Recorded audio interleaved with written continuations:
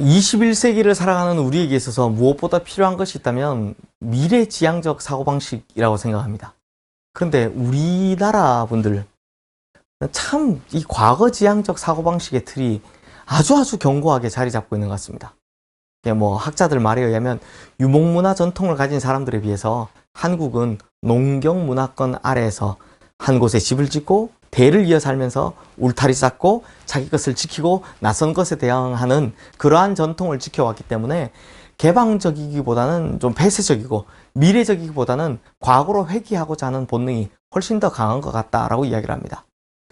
요즘 유행하는 뭐 레트로 문화나 또 뭐 트롯 열풍 이런 걸 보면 진짜 한국 사람들 과거에 대한 향수, 고향에 대한 향수 뭐 이런 거 굉장히 좋아하는 이렇게 끈끈한 민족이 또 있을까 하는 생각이 들 정도입니다.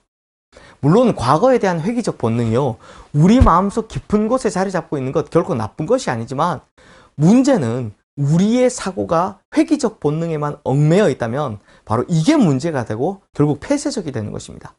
그래서 과거만 중요하게 생각하는 것, 전통만 고집하는 것, 이게요 충분히 신앙에서도 중요한 장애의 요인이 될 수 있습니다.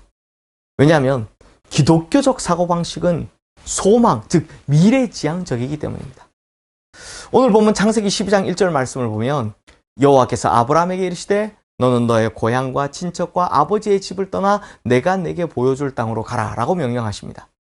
이 명령을 보면 하나님께서는 아브라함에게 세 가지를 떠나라 라고 하시죠. 먼저 고향을 떠나라 라고 하십니다.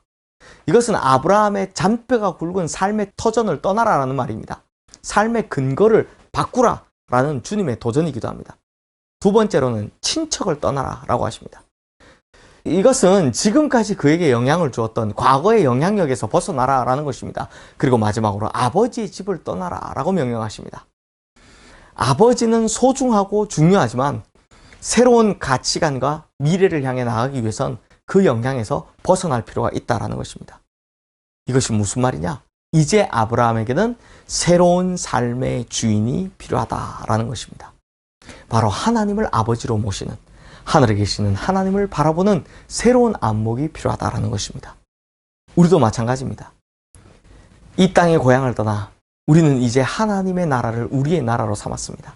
그리고 이제 하나님 나라의 가치관을 인생의 가장 중요한 가치관으로 수용하기 시작했습니다. 그래서 하나님을 내 삶의 주인으로 모시는 것입니다. 그리고 이렇게 떠나는 것을 우리는 포기라고 합니다. 그런데 이 포기가요, 단순한 희생이 아닙니다. 이러한 포기는 축복을 위한 떠남, 축복을 위한 희생이라고 성경은 말씀하고 있습니다. 그래서 본문 2절, 3절에는요, 축복의 약속이 나오는 것이죠.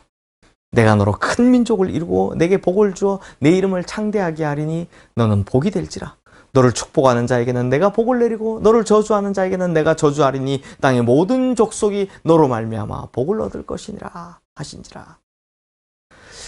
물론 떠날 때는 아픔이 있습니다. 포기에는 고통이 있습니다. 떠남은 희생을 요구합니다. 그러나 축복을 위한 떠남이고 축복을 위한 희생이며 축복을 위한 고통인 것입니다. 그렇다면 우리는 새로운 출발, 이 축복을 위한 떠남이 되기 위해서 몇 가지 기억해야 할 것이 있습니다. 가장 먼저는 하나님의 음성을 들어야 한다는 것입니다. 오늘 본문의 시작은요, 여호와께서 아브라함에게 이르시되 라고 시작합니다. 즉 하나님께서 아브라함에게 말씀하셨다는 것입니다. 그래서 아브라함은 그 말씀하시는 하나님의 음성을 들은 것입니다. 그것이 새로운 삶의 출발점이 되었습니다.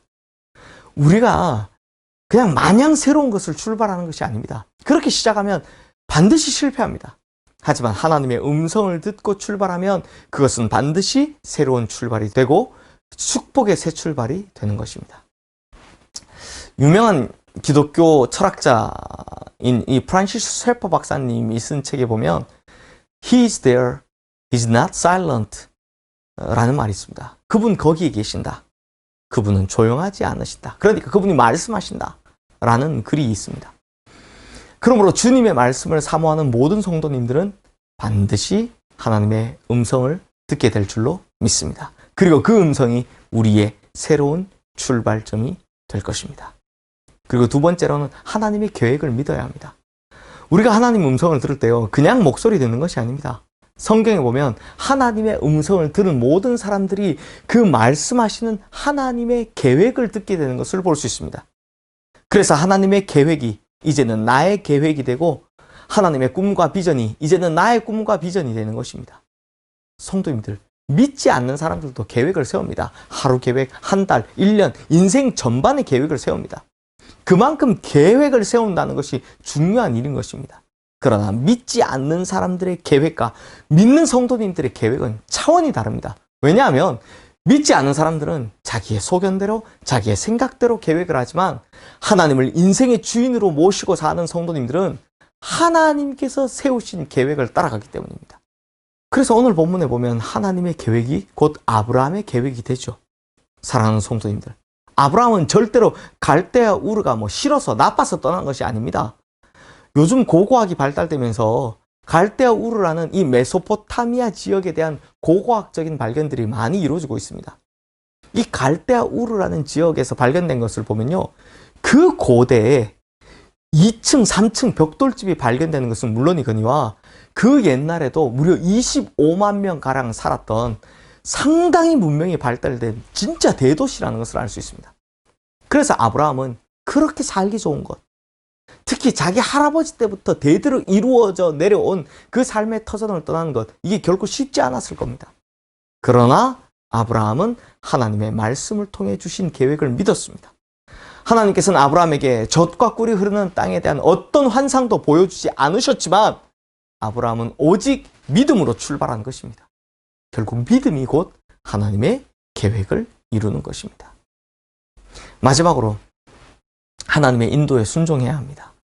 우리는 아브라함이요, 하나님의 말씀을 듣는 즉시로 막 이 가나안 땅을 향해, 그 땅을 향해 나갔다라고 생각합니다. 그러나 이 성경에 나오는 역사적인 상황을 추적해보면 그렇지 않다라는 것을 발견하게 됩니다. 사실 아브라함도 치열한 고뇌와 갈등의 과정을 거쳐서 마침내 그 순종의 자리에 도달한 것이죠. 창세기 11장 31절 말씀에 보면 아브라함이 갈대아 우르를 떠났지만 하란에서 멈춰버렸다라고 합니다. 그리고 거기서 한 6년 정도 머물렀을 것이다 라고 성경학자들이 이야기를 하죠. 지리적으로는 유프라테스 강을 끼고서 이렇게 서쪽으로 올라오는 이 하란까지의 길은 비교적 쉬웠을 것입니다. 그러니 거기까지는 잘 왔습니다. 그런데 하란에서 한동안 머물렀다라는 것입니다. 그래서 오늘 보면 4절 말씀에 보면 아브라함이 하란을 떠날 때 그의 나이가 75세였다라고 기록하고 있습니다.